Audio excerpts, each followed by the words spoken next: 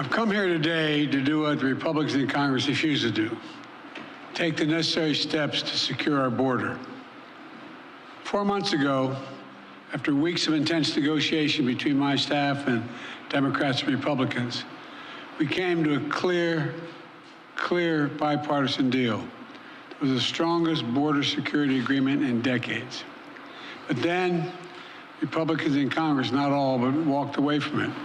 Why? You might remember this as the time that Governor Greg Abbott directly interfered with the federal government's efforts to remove the razor wire they put in the Rio Grande.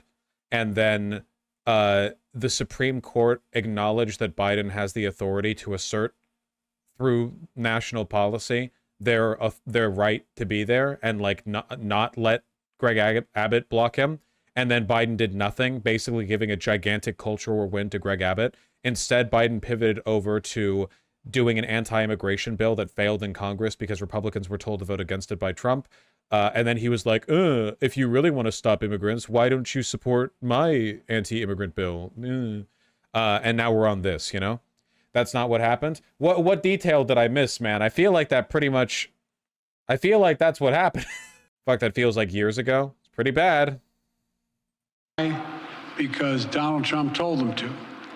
He told the Republicans, it has been published widely by many of you, that he didn't want to fix the issue. He wanted to use it to attack me.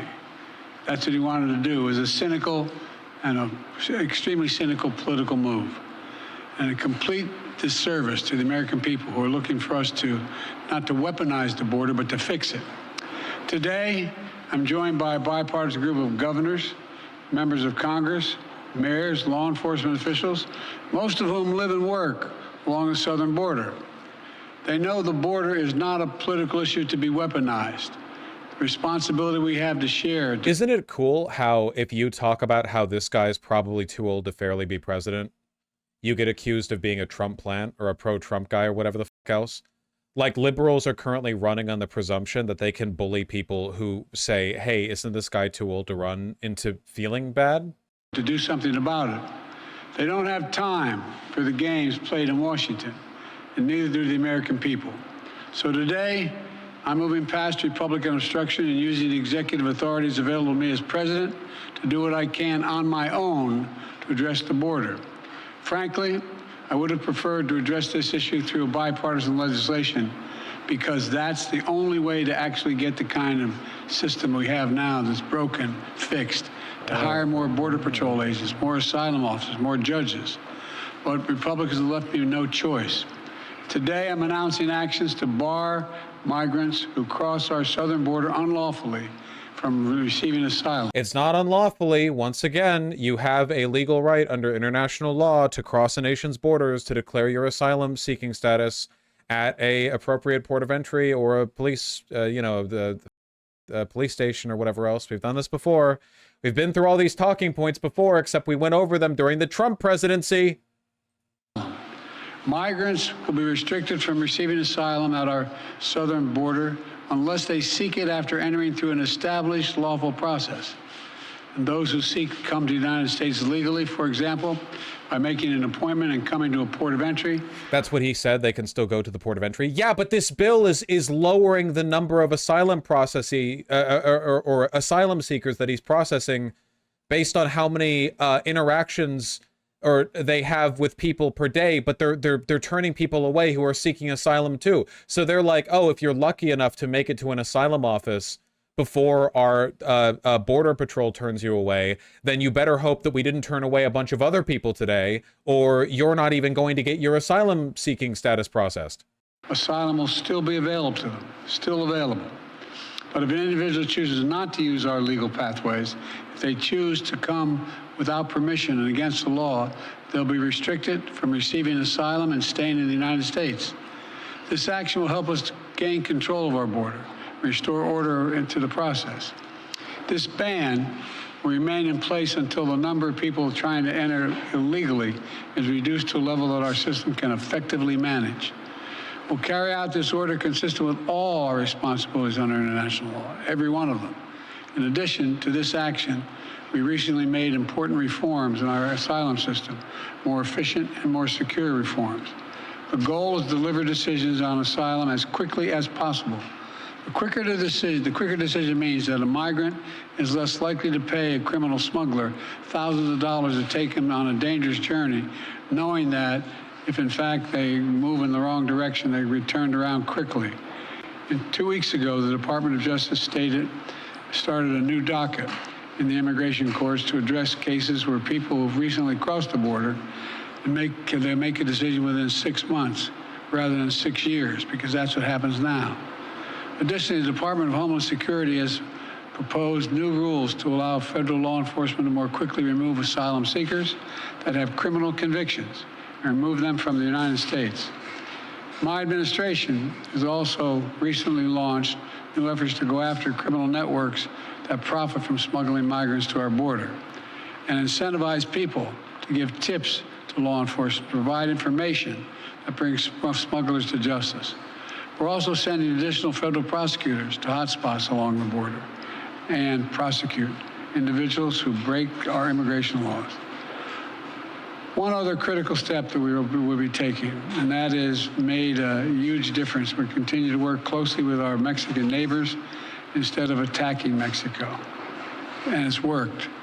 We've built a strong partnership of trust between the Mexican President Lopez Obrador. I really want to have a conversation with whatever group of voters this is meant to convince. You know, we're right on the eve of the election, and it's like, what group of people are, I don't know, what people are like going to be motivated to vote for Biden when they wouldn't have otherwise, based on him cracking down on asylum seekers? The niche must be so tiny. Significantly smaller than the number of people who are disgusted with him over his handling of the Gaza situation. And I'm going to do the same with the Mexican-elect president who I spoke with yesterday. We've chosen to work together with Mexico as an equal partner, and the facts are clear. Due to the arrangements that I've reached with President Obrador, the number of migrants coming to our shared border unlawfully in recent months has dropped dramatically. But while these steps are important, they're not enough.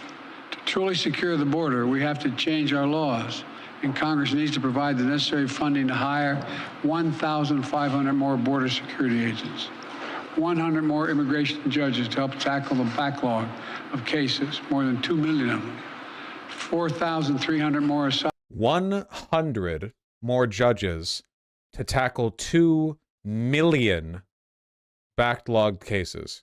Asylum officers to make decisions in less than 6 months instead of 6 years, which is what it takes now, and around 100 more high-tech detection machines to significantly increase the ability to screen and stop fentanyl being smuggled into the United States. These investments were one of the primary reasons that the Border Patrol Union endorsed the bipartisan deal in the first place. These investments are essential, remain essential. As far as I'm concerned, if you're not willing to spend the money to hire more Border Patrol agents, more asylum officers, more judges, more high-tech machinery, you're just not serious about protecting our border. It's as simple as that. I believe that immigration has always been the lifeblood of America. We're constantly renewed.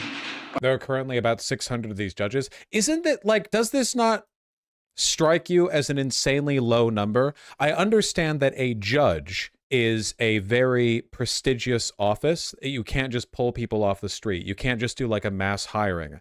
Would it not be appropriate to maybe like delegate this process a little bit? Like you can have the immigration judges, and then you can have like a bunch of like, I don't know, legal understudies who try to handle their own cases with the oversight from the judges. That way, like, you don't have a single judge spending their entire day directly managing a bunch of cases, but rather have it, like, there's no perfect solution here. I just know it's not possible to like mass hire 3,000 immigration judges. There literally are not the people. But 600 immigration judges for a country of 300 million?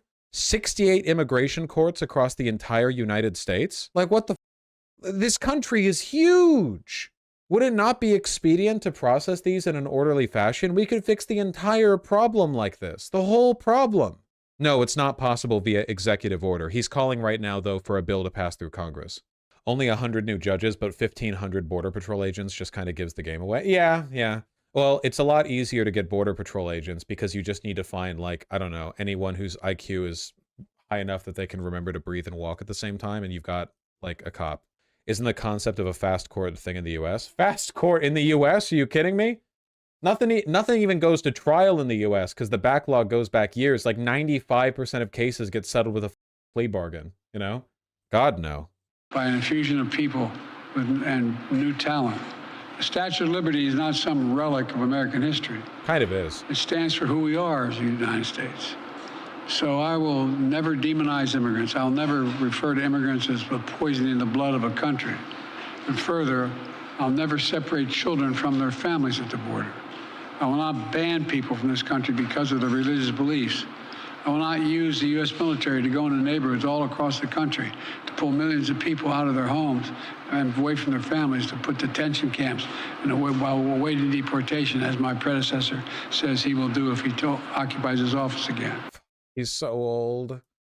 The best case scenario of this election is that we have to hear this guy talk like this 4 years from now. On my very first day as president, I introduced a comprehensive immigration reform plan to fix our broken system, secure our border, provide a pathways for citizenship for dreamers, and a lot more. And I'm still fighting to get that done. But we must face the simple truth. To protect America as a land that welcomes immigrants, we must first secure the border and secure it now. The simple truth is, there is a worldwide migrant crisis. And if the United States doesn't secure our border, there's no limit to the number of people may try to come here, because there's no better place on the planet than the United States of America. For those that say the steps I've taken are too strict, I say to you that be patient. And goodwill of American people are wearing thin right now. Doing nothing is not an option. We have to act. We must act consistent with both our law and our values as Americans. I'll take these steps today, not to walk away from who we are as Americans, but to make sure we preserve who we are for future generations to come. Today, I've spoken about what we need to do to secure the border. In the weeks ahead, and I mean the weeks ahead, I'll speak to how we can make our immigration system more fair and more just. Let's fix the problem and stop fighting about it.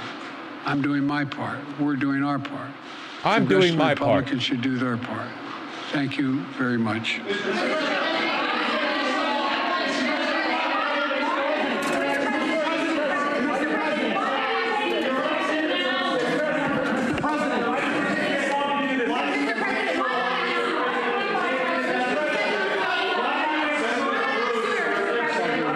He looks so lost. He looks so lost, man. You liar, sir. Trump fixed the border. You opened the border. We balmy you, gaslighter. Hate this country, man. Hate this country. Not the Fox News comments they heard. I just don't know who this is meant to appease. I don't know who this is meant to appease. I don't know who this is. I don't understand. Nothing meaningful can be done without Congress's support.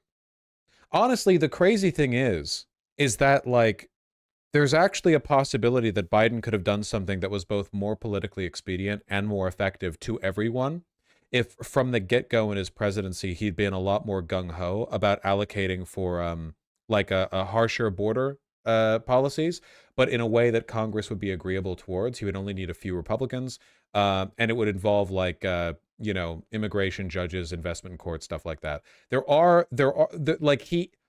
I don't know. This feels like a last-second correction in a way that's not even going to work. There was a little more to the video. I thought he responded to a question. Is there? There's 20 seconds left. I thought I was just going to watch him sort of, like, flounder like a fish. Netanyahu politics with the war. What was that? I asked her, is Prime Minister Netanyahu playing politics with the war? I don't think so. He's trying to work out a serious problem he has. Thank you. The slow turn. Okay, the slow turn smile combo worked well. The slow turn not smile combo is very creepy. Very creepy.